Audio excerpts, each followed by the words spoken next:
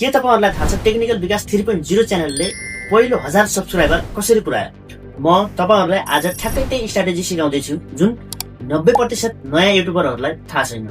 भिडियोमा अन्तिमसम्म बनिरहनु होला किनभने अन्तिममा म त्यो सिक्रेट एल्गोरिदम ह्याक खुलाउने छु जसले तपाईहरुको च्यानललाई 3 गुणा ग्रोथ गर्न मद्दत गर्छ। सुरुवातमा मैले पनि धेरै गल्तीहरु गरे, सब गरे, फेक सब्स्क्राइबरको पछाडी लागे, सर्टकट खोजे, अझ भन्नुपर्दा त ओन्ली सब्स्क्राइबरको मात्रै पछाडी लागे। मलाई आजभोलि आएर रियलाइज भयो कि यो सब त गलत रहेछ। आज म त्यही प्रवीण स्ट्र्याटेजी सिकाउँदै छु जसले मेरो च्यानललाई 0 देखि 1500 सब्स्क्राइबरसम्म पुगायो। यदि तपाईहरुले पनि यी सब गरिरहनु भएको छ भने सबभन्दा पहिला त आजैबाट यो चीज छोड्नुस्, सब भर्सेस सब गर्न छोड्नुस् किनकि फेक सब्स्क्राइबर वा कुनै सर्टकटले काम गर्दैन। युट्युबमा एआई को इन्टिग्रेट भएदेखिबाट एल्गोरिदमले यो सबै कुराहरुलाई डिटेक्ट गर्छ र च्यानलको रिच घटाइदिन्छ। याद रहोस् तपाईहरुलाई चाहिएको रियल जेन्युइन ऑडियन्स हो जसले तपाईको कन्टेन्ट हेर्छ र कमेन्ट गर्छ र रेकमेन्ड पनि गर्छ। धेरै नयाँ युट्युबरहरुको गल्ती के हो भने सब थोक बनाउँछन्। जस्तै कुनै एउटा च्यानल खोले त्यसमा न्यूज पनि त्यसैमा हाले, ब्लग पनि त्यसैमा हाले, कुकिङ पनि त्यसैमा हाले, गेमिङ पनि त्यसैमा हाले, सबै यानी भन्नुपर्दा रिमिक्स कन्टेन्ट बनाउँछन्। तर त्यस्तो गर्नु हुँदैन किनकि सुरुवातमा मैले पनि यस्तै गल्तीहरु गरेको थिएँ।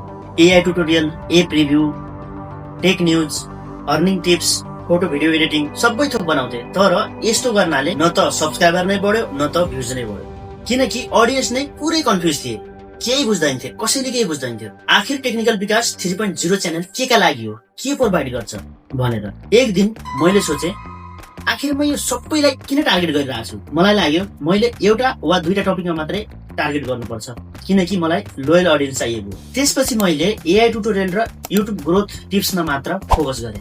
के भयो थाहा छ? एल्गोरिदमले मेरो च्यानललाई रिकमेन्ड गर्न थाल्यो किनभने युट्युबलाई फोकस चाहिन्छ। क्लियर निश भएको च्यानललाई एल्गोरिदमले प्रायोरिटी दिन्छ। जस्तै मेरो यहाँनिर केही भिडियोहरु देख्न सक्नुहुन्छ। नेपाली सङ कसरी बनाउने एआईबाट यो भिडियोमा 7500 भ्युज आएको छ। युट्युब च्यानल कसरी बनाउने यो भिडियोले पनि 3500 भ्युज ल्याएको छ। यी सबै मेरा फोकस टपिक हुन्। तपाईहरु पनि एउटा दुईटा टपिकमा मात्र फोकस गर्नु। तपाईहरुले आफ्नो च्यानलमा कुन टपिकका भिडियोहरु बनाउनुहुन्छ ती मध्ये तपाईहरुलाई मन पर्ने र आफूले जानेको टपिकहरुमा मात्र काम गर्नुहोस् किनकि यसले लोयल ऑडियन्स बनाउँछ। अब कुरा गरौँ टाइटल र थम्बनेलको। मेरो सबैभन्दा राम्रो चलेको भिडियोहरुको टाइटल हेर्नुहोस्।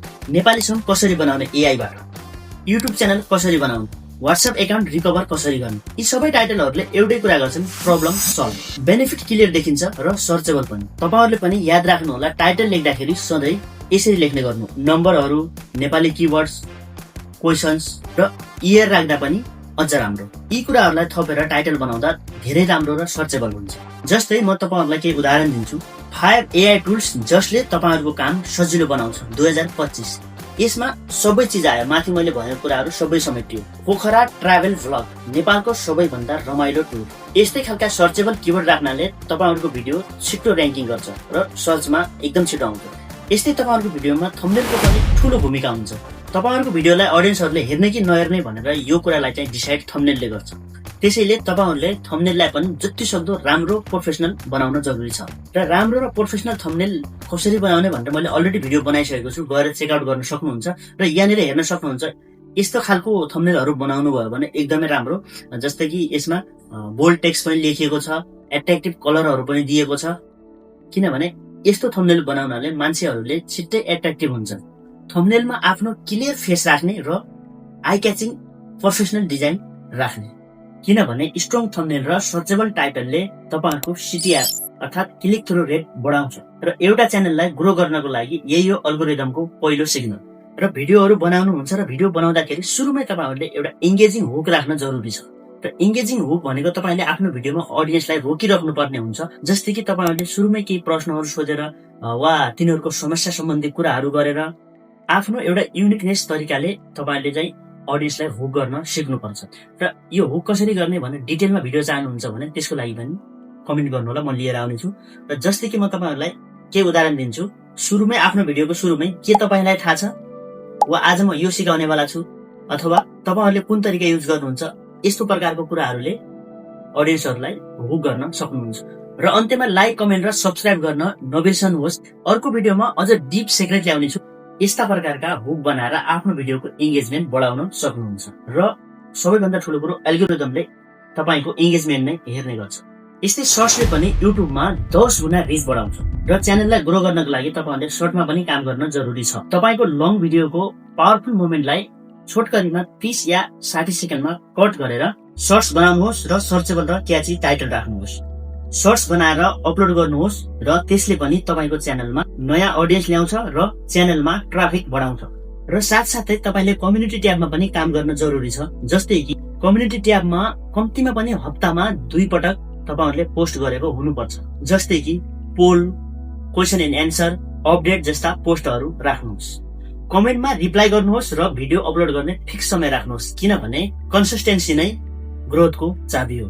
मैले तपाईहरुलाई भिडियोको अगाडि भनेको थिएँ एल्गोरिदमको ह्याक खुलाउँछु भनेर। ध्यान दिएर हेर्नुहोला, यी मध्ये भिडियो अपलोड गर्ने पनि एउटा एकदमै महत्त्वपूर्ण भाग हो।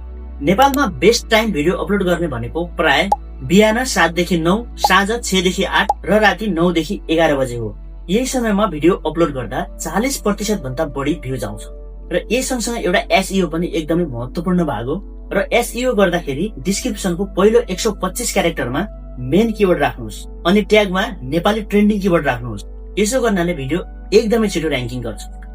र लास्टमा बोनस सिक्रेट, हरेक भिडियोको लास्टमा आफ्नो अर्को भिडियोको लिंक राख्नुहोस्। यसो गर्नाले के फाइदा हुन्छ भने भ्युअर रिटेन्सन बढाउँछ र एल्गोरिदममा तपाईको कन्टेन्टले प्रायोरिटी पाउँछ। यी तरिकाहरूले गर्नुभयो भने तपाईको च्यानल ग्रोथ हुनबाट कसैले रोक्न सक्दैन। अब तपाईको पालो। यी टिप्सहरू प्रयोग गर्नुहोस्, मात्र 30 दिनमा रिजल्ट देख्न थाल्नुहुन्छ। लाइक, कमेन्ट र सब्स्क्राइब गर्न नबिर्सनुहोस्। अर्को भिडियोमा अझ डीप सिक्रेट ल्याउने छु। र साथीहरू भन्नुपर्दा मैले पनि यिनै कुराहरूलाई फलो गरेर टेक्निकल विकास 3.0 च्यानलले आफ्नो पहिलो 1K सब्स्क्राइबर कम्प्लिट गरेको। साथीहरू मैले चाहिँ ढिलो थाहा पाएँ, किनभने नेपालमा टेक च्यानलहरू एकदमै कम छन् र यसरी डिपली सिकाउँदैनन्। त्यसकारणले तपाईहरु चाहिँ लकी हुनुहुन्छ जुन कि यो भिडियो हेरिराख्नु भएको छ, किनभने मैले आफ्नो एक्सपिरियन्सले भनिरहेको छु र यसरी गर्नुपर्छ काम भनेर। यी सबै कुराहरूलाई फलो गरेर यसरी नै काम गरेर आफ्नो च्यानललाई ग्रोथ गर्नु होला।